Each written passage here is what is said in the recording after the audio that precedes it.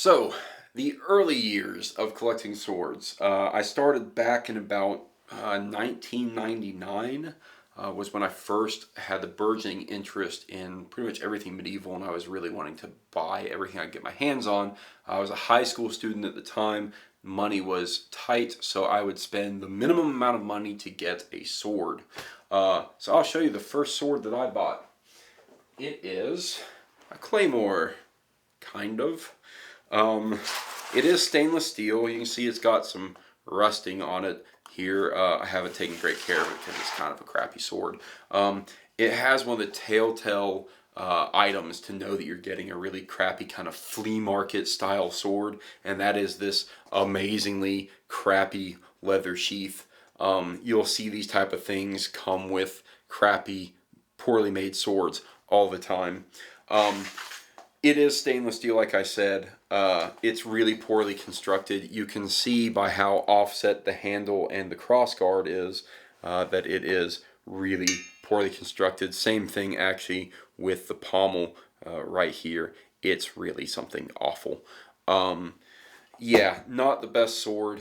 Certainly not functional. I'm pretty sure it has a welded tang. I'm actually afraid to take this thing apart to check it out because I'm afraid not only will go together worse after I've tried to reassemble it, but I'm afraid I'd probably end up breaking it. So that was the first sword I bought. It was about $15 with $15 shipping off of eBay back in 1999. Couldn't tell you who the manufacturer is because there really isn't one. This is one of those swords I was talking about. Continuing on with the absolutely crappy swords that I have purchased, I bought this one off of eBay. I don't know what this is. In fact, I honestly don't even remember buying it because I don't know why I would have. It's really just terrible. It has this kind of weird back edge sharpened piece, but then it's thick across the spine. I think it was supposed to be a ninja sword, but then it got confused and became a fantasy sword. Again, this is like a screw-on pommel, just like the Claymore was. It's not necessarily put together all that well, as you can see. It's not even straight. I mean, you can maybe see I'm holding it horizontal in my grip, but you can see that the blade kind of tilts down. So it's not something that is perfectly straight, as you can see. Really, again, terrible construction. But that is what you get when you spend $10 on a sword on eBay. Again, probably $20 purchase.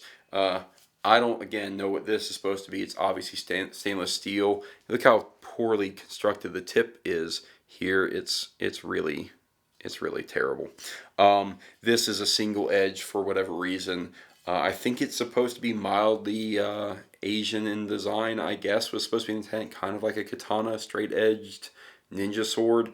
But honestly, what I call it is the salt and pepper shaker because it really looks like just a pepper grinder. I don't know, a sword for Olive Garden, I suppose.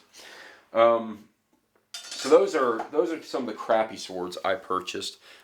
And it was about that time that I was like, you know what? I know these aren't good swords. What are good swords? And so I started looking around. Again, the internet back then didn't have a lot of options.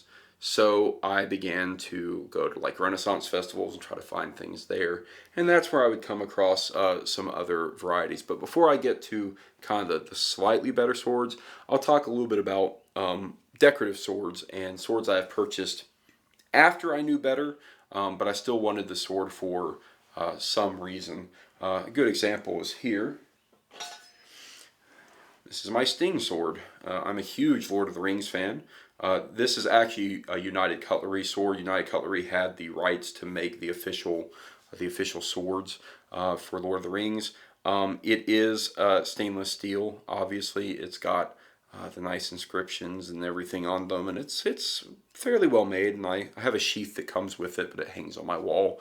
Again, this is not a real blade. I believe that these are actually half tang, so the tang probably ends right about here. Again, not like I would use this, but it's something to note. The construction on it is really pretty tight, though.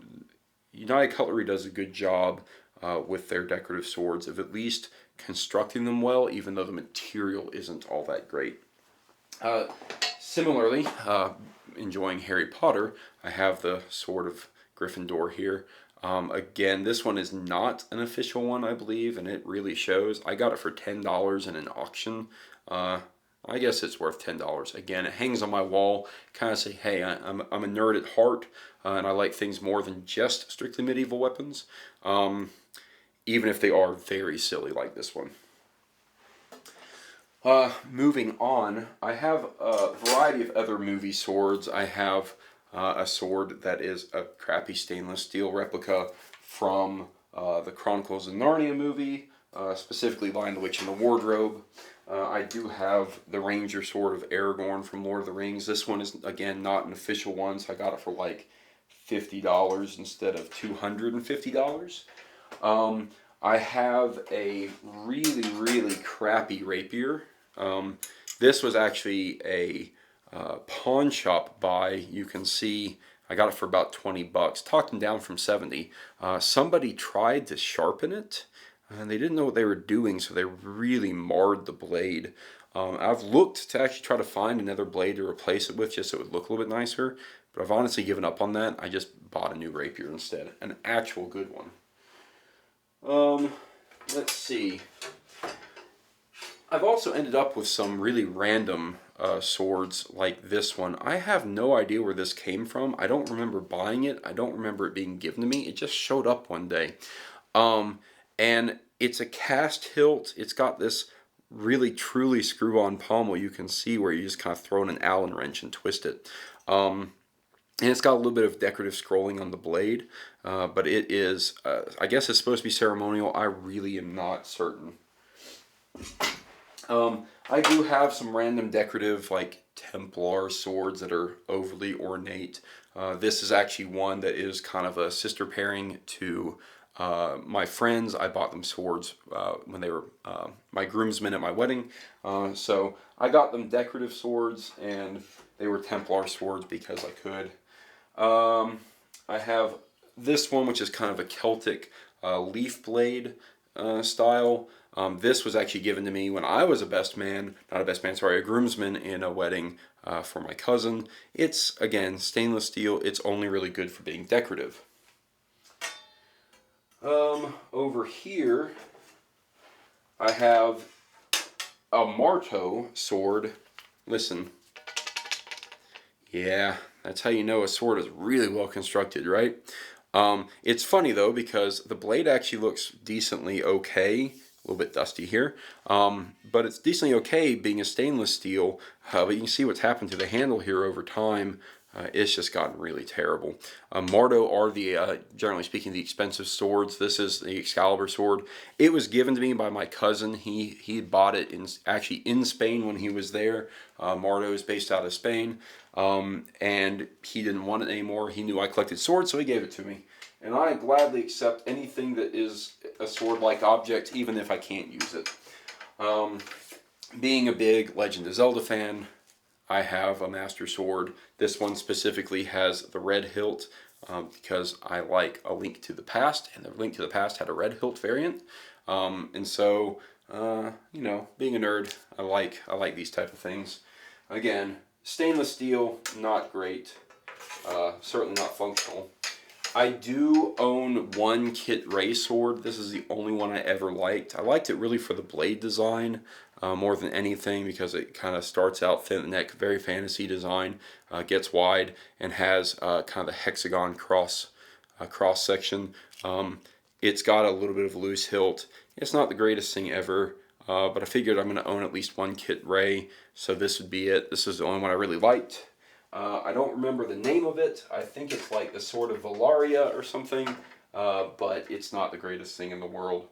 I do have a couple of other kind of big swords. I have, here, I'll just grab it. It takes a little bit of effort.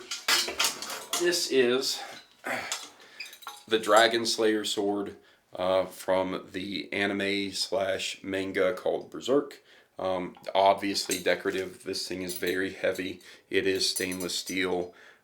It's a big sword. It's a big fantasy sword. I bought it because I'm a big fan of Berserk. And if you have never seen that, you should check it out. Additionally, I have a couple of other random nerdy things, such as a batleth and a gun blade from Final Fantasy. Again, decorative.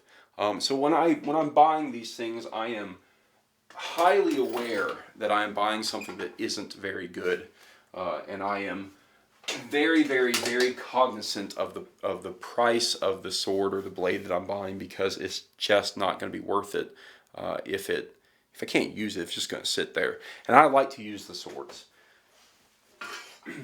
So that's it for kind of the low end swords that I have. Again, I purchased most of those because I'm a fan of something, and of course the first couple that I showed you was because I didn't know any better. I certainly know a lot better now, and I would never buy those first couple of swords ever. And certainly a lot of the decorative ones behind me here, I wouldn't normally buy them still, at least not at the price point that's usually asked, but I will buy them if they're a good deal. So I try to usually find them on the cheap